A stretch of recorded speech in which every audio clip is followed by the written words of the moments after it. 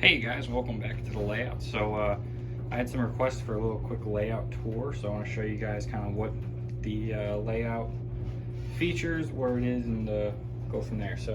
I modeled the CP Lindenville subdivision in 1980 to 83. I like that time frame because it's just prior to Guilford, so you kind of get that mixing of the pool power, but Guilford wasn't really established yet and didn't run the railroad to what it is now.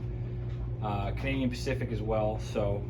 The line is technically owned by the Boston and Maine, but shared assets with the CP rail, I believe, because of some infrastructure. Don't exactly quote me on that, but I just know the power that ran over was CP, Boston and Maine.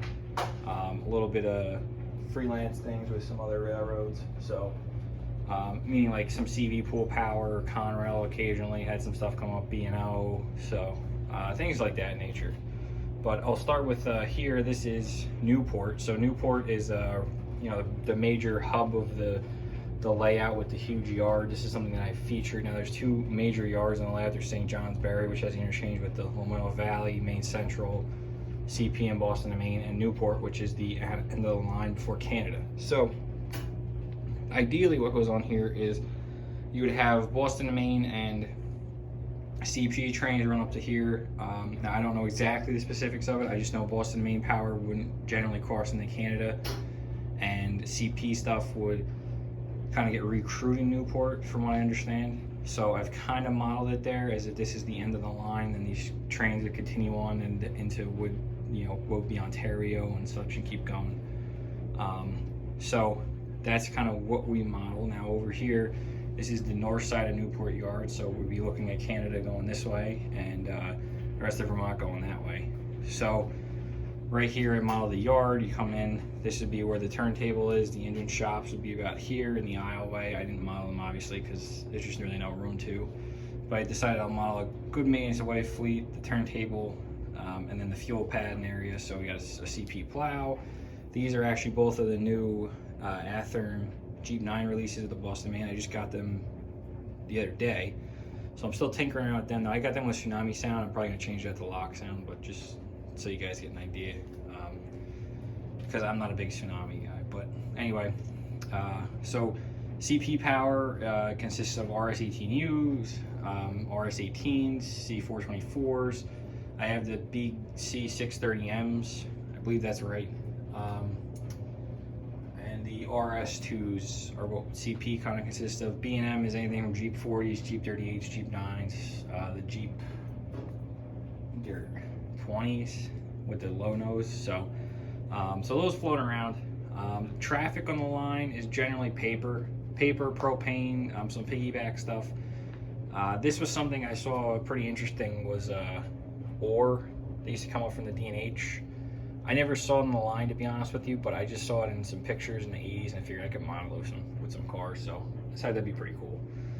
So generally paper products, lumber, all that general stuff. So slurry cars, powder products, stuff like that.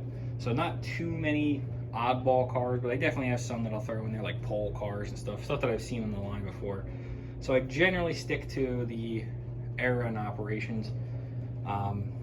The other thing I do is car cards. Now, some of the car cards, because I haven't worked out exactly how they work out, are just telling you the train number. So like you guys see here, this is the Boston Maine local returning to Newport. So I just have the car number and the train is coming back on. I haven't exactly figured out where they come from, where they go yet. So just so they can get on the layout, I'll put them there. But you can see some of them, I have a whole list of everything. Like you can see, this one's coming from Marshall Lumber, it's going to Montreal, same train, CP routed. So, to me, it just works out a lot better, so I have to make constant sheets and stuff. Plus, the other thing too is with the layout sessions, it takes me 5 minutes to set this up with the car cards. So I just have to flip them around and you have a whole new set of trains to go. So if we get 3 hours in a session and we're done already, because it's about 3 hours to do a whole session, I can just flip the car cards and we're good to go. Then we got another 3 hours of moving to go. So we keep continuing moving down Newport here. So we have like the yard office here. Then we come around. This would be like the track inspectors and such. Then it comes under here. This is gonna push up towards the south end of Newport Yard. So south end. Now obviously I selectively compressed all this stuff. This would be Orleans. This building, Bowling Green, would actually be on the other side of Newport, but I liked it so much I decided let me keep it in the vicinity. This is where I put it. Now, regretting myself at this point, I really wish I put the switch going this way into Bowling Green, not the other way, but it happened. So I don't have any sign to say Bowling Green or anything, so you don't know it's Bowling Green if you took pictures or anything like that. Or ideally, you would think this is like Orleans. So Orleans is also home to the Ethan Allen plant. Now, the Ethan Allen plant is humongous and would get 5 times the amount of traffic this shows you it does. But I figured I'll do some selective compression, scale it down, make it a warehouse, something off the main beaten one, figure something like that. So, and you keep going, and we're gonna go into the other side there of the hill, and I'll show you exactly what that kind of entails. So my basement is not finished. I'm working on the backdrops and stuff, so hopefully we get that in some time. But I just don't have the tax money. I live in New Jersey, so anything in the room you finish in New Jersey, you have to pay more in taxes. I'm not gonna do it for a hobby. So, but anyway, that's just me. So you come around here. This is the kind of the downgrade that's gonna bring you into the other layout. Now we started off the other layout with a 6x8 sheet of plywood. Now we kind of expanded off that, and I kind of worked it all in. So it's interesting. People say like, yeah, oh, 6x8s don't really work or anything like that. Well, I actually incorporated all of this into the newer layout because I didn't want to take down other scenery, but it worked out well. So, I mean, for me, it's not a huge layout, but it's enough. It's just a switching layout, but I can run bigger freight trains with selective compression and have them move in and out, as well as having the loops. I can still enjoy it. So it works out. So you come down here, this is Suburban Propane. This is a Boston and Maine customer. This is technically the only Boston and Maine customer I have. Everything else is kind of modeled off layout. So the local from the Boston and Maine would come down, switch them, and then keep moving to St. Johnsbury. So they kind of come out of Newport.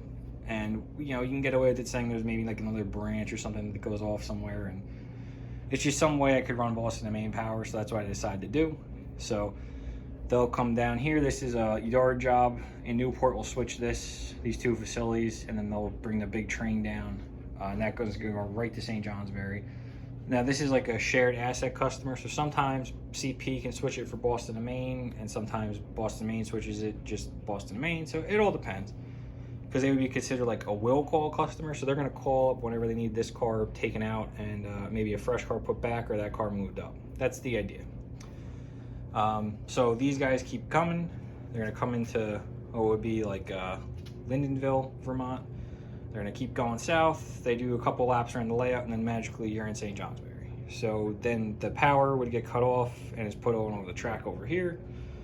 The local or yard crew, so today in this scenario, it's a Main Central switcher instead of CP. In 1980, CP had a ton of power issues, meaning like they didn't have power for trains at all. So it wouldn't necessarily be uncommon that you wouldn't have a yard crew based in St. Johnsbury for CP, but you might not have power for it. So ideally, I kind of did some like freedoms here and said Main Central is the yard switcher. So that's kind of what I did. I'm taking that necessary freedom, but it's something that wouldn't be out of the realm. So Main Central will come switch the train out. So you have a big train here, park the caboose there. They'll switch them both out, and then they head back on their way. They do another 6 laps. They head up north. They go into the yard. They'll drop their train on the other siding over there, and then they'll come back down. That's the CP side of it. Lamoille Valley. So Lamoille Valley is a railroad I modeled. They're over here. This is their shops. Now, obviously, their chops are a lot bigger. They also have a ton more power than 2 engines. I have a ton more power than 2 engines, but I genuinely try and keep them hidden because when you're modeling CP or Boston and Maine, you don't like seeing 2 railroads that never really saw each other out and about. So that's just my theory on it. Now, the Lamoille Valley starts up at midnight.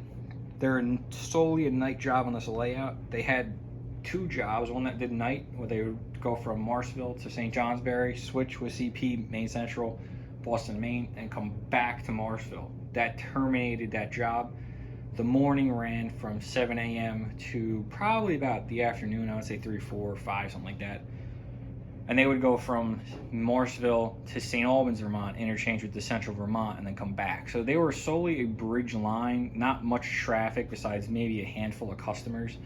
and they were about 96 miles from St. Johnsbury all the way up to St. Albans. So it was an interesting plot to kind of pinpoint. And the other thing you got to remember too is this railroad maybe had 10 years of actually being like a full service freight railroad, and then just because of catastrophic infrastructure, Mother Nature, and a bunch of other things, the railroad kind of fell apart in 1983. The other problem is Guilford closed the White Mountain subdivision, which is currently the Conway Scenic Railroad, and that basically demolished this railroad. So it went from being a 20 to 25 carload a day railroad to being now a 5-6 carload a day railroad. And not even that, because realistically there's nowhere for the cars to go. They would get screwed because the traffic diminished from the Maine Central, which was really the biggest reason that they existed, because they could get stuff from Portland, Maine across to the Midwest in a day quicker than what the other railroads could do of how they would route the trains. So Guilford didn't see a need in it, so they got rid of it because it was only benefiting maybe 25 customers, where you're trying to service. So I could see the cut necessarily, but it sucks for someone who's like an alcohol lover and a cool little short line. So the thing with Lamoille Valley that's interesting to me that I modeled was the chop noses. They would do all these chop noses themselves. They had 4 inches or 3 inches they chop nosed, 7803, 4, and 5. So something interesting to model. The other thing that was very interesting to me, I have no idea why, but they had blue beacons. Don't ask me. I have no idea why, but something I modeled, thought it was cool.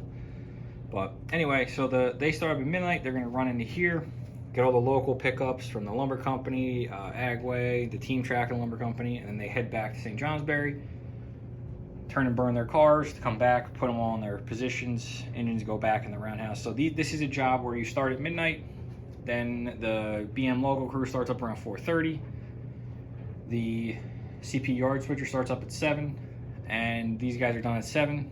Train comes down. So ideally, the two railroads never interact with each other. So it's just the yard. So that's the basic layout tour, guys.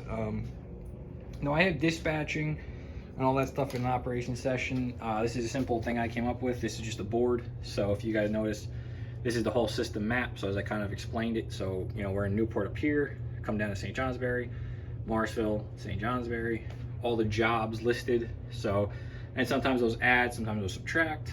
All the warrants or jobs we have out. So I'm just playing around myself right now, trying to get the jobs back in order. So you'll see the lists and the locomotives, the call times, so when that warrant's issued, when it's not, where the trains are in particular, the date. I have all the paperwork for all the trains, so they're just clipboards with everything, little car card holders, just to keep them bundled. And then any warrant that's out for the crews. So that's just how I break everything down. Everything has its own little job description. I don't use it much. It's just if someone's new to the railroad. That's really it. So that's pretty much the layout tour. So if you guys have more questions on how I operate things, please, I'd love to answer them. If you have any information that you want to add to the layout, I don't know if any of you guys grew up in the area or know more about it than I do, but please give me information. I'm always looking for that stuff because I might not change something, but I like to know, or at least have answers if someone asked. But anyway, guys, so that's pretty much it for the tour. If you want to see anything else more in detail, let me know. I'll take a look, see what I can show you guys, or any particular scenes. I have done a ton of scenery work to this layout. If you look back like 3 years ago, a lot of the stuff isn't even relatively close to what it is now.